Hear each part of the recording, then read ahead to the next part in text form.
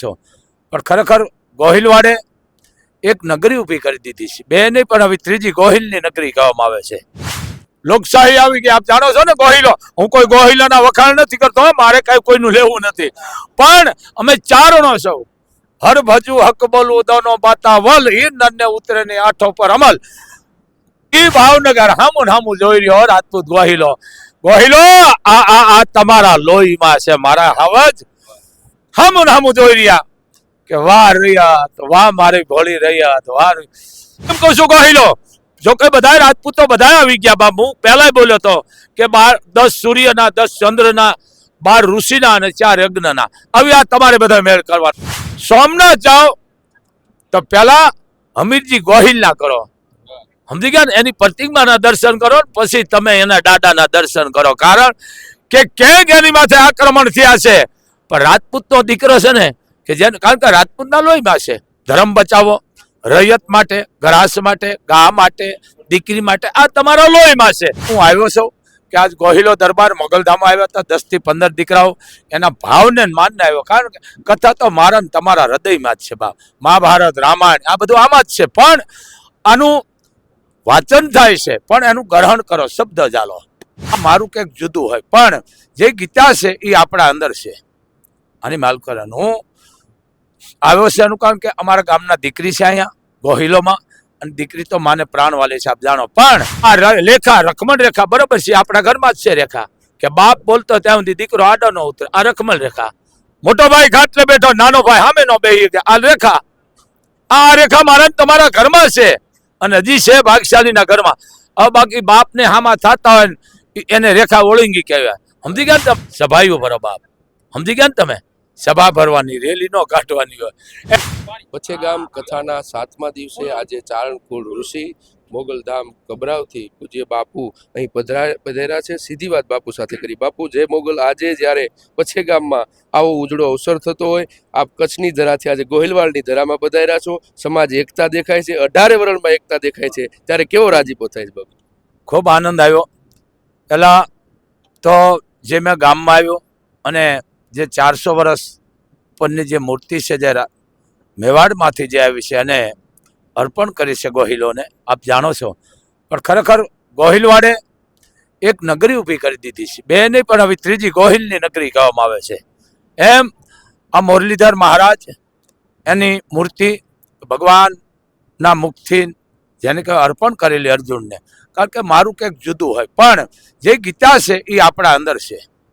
આની માલકરણ હું આવ્યો છે એનું કારણ કે અમારા ગામના દીકરી છે અહીંયા ગોહિલોમાં, અને દીકરી તો માને પ્રાણ વાલી છે, આપ જાણો. પણ મેં આજે જોયું 18 વરણ એક થાય અને બધા એક સાથ સહકાર આપી અને એક જબરજસ્ત જેને કહે ભવ્ય, હું કહું છું આને ભવ્ય એક પ્રસંગ બનાવ્યો છે, ઇતિહાસિક પ્રસંગ કે જે 555 યજ્ઞ ખરેખર છે. આની કૃપા હોય અખિલ બ્રહ્માંડના માલિકની, કુળદેવીની, તો જ આ કરી શકાય. બાકી વાતો તો થવા વાળી ઘણી થાય, પણ આ વસ્તુ છે. પણ સેવકો ઓછામાં ઓછા 9 થી 10 હજાર તો ખાલી સેવકો છે.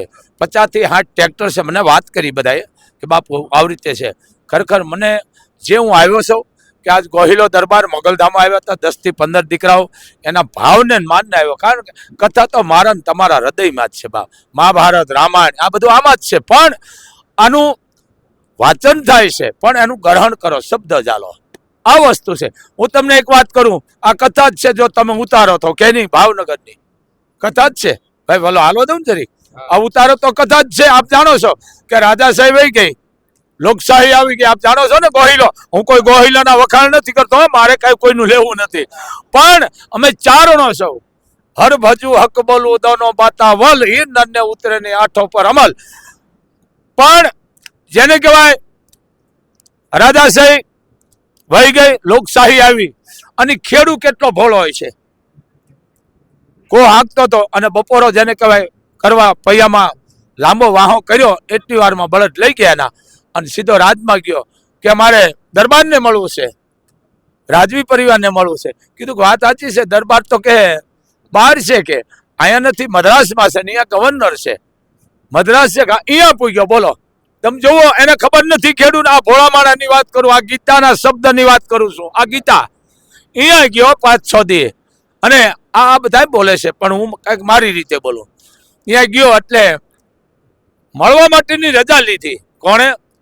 જે ભાવનગર રૈયતનો માણસ ખેડૂત હતો એને રજા લીધી કે બાપુને મારે મળવું છે. કયો ભાવનગરનો માણસ ખેડૂત આવે છે તમને મળવા?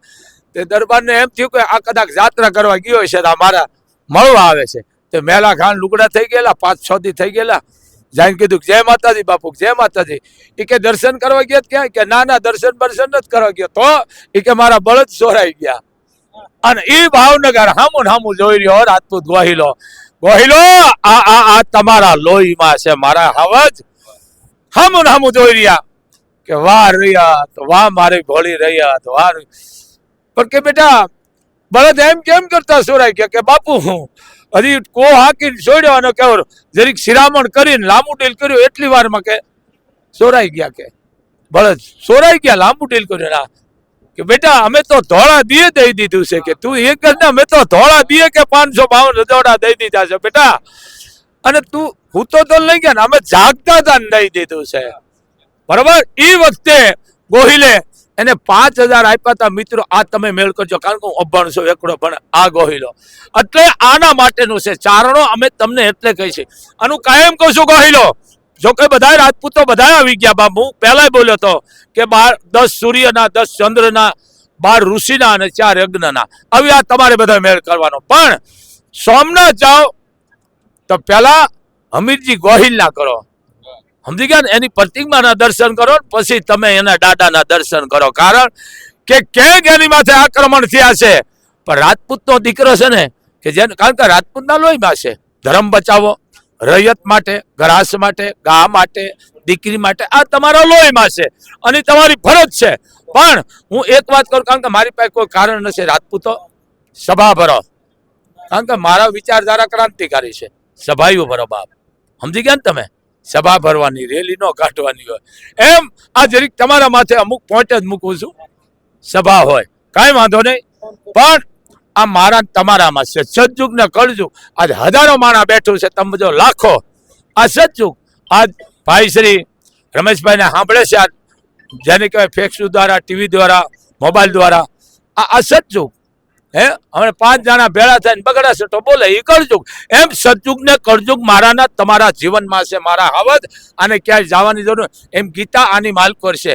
આ એક યજ્ઞ છે આની માલકોર, કે તમારો આહાર શુદ્ધ તો વિચાર શુદ્ધ, અને વિચાર શુદ્ધ તો વ્યવહાર શુદ્ધ, અને આચાર. આ જીવન જીવનના 4 પાયા. આ યજ્ઞને છે ને હારું તમે ગ્રહણ કરશો ને આ દ્વારથી તો બોલો એ થશે. પણ ખાવાનું ખવાય, ન ખાવાનું આ ગીતા છે. કારણ કમર ઉપર આ મંદિર છે, મંદિર એક ગીતા છે. એમ આ અર્જુનને એક ઉપદેશ આપેલો છે. આ ગીતા મારા તમારા જીવનમાં છે બાપ. હું એક તમને વાત કરું, જરીક હાલવા દઉં છું. આ રેખા, રખમણ રેખા બરોબર છે, આપણા ઘરમાં જ છે રેખા. કે બાપ બોલતો ત્યાં સુધી દીકરો આડો ન ઉતરે. આ રખમણ રેખા. મોટો ભાઈ ખાટલે બેઠો, નાનો ભાઈ સામે નો બેહી કે આ રેખા. આ રેખા મારા તમારા ઘરમાં છે, અને હજી છે ભાગશાળીના ઘરમાં. હવે બાકી બાપને હામાં થતા હોય એને રેખા ઓળંગી કહેવાય. સમજી ગયા તમે? એવા ઘણા ઓળખે. પણ હું એટલું કહું છું, મને આનંદ આવ્યો છે કે ગોહિલો તમારી હારે તમે એકલા નથી, 18 વરણ તમારી હારે જોડાણો. મારા હાવત તે ધન્ય ને પાત્ર છો તમે. કે આ ત્રીજી તમે જેને કહેવાય કે નગરી ઊભી કરી દીધી છે. હું તો આ ત્રીજી જ કહું છું. ગોહિલો ધન્ય છે તમને બાપ. જય મોગલ, જય મણિધાર, જય વડવાળી, જય વડવાળી.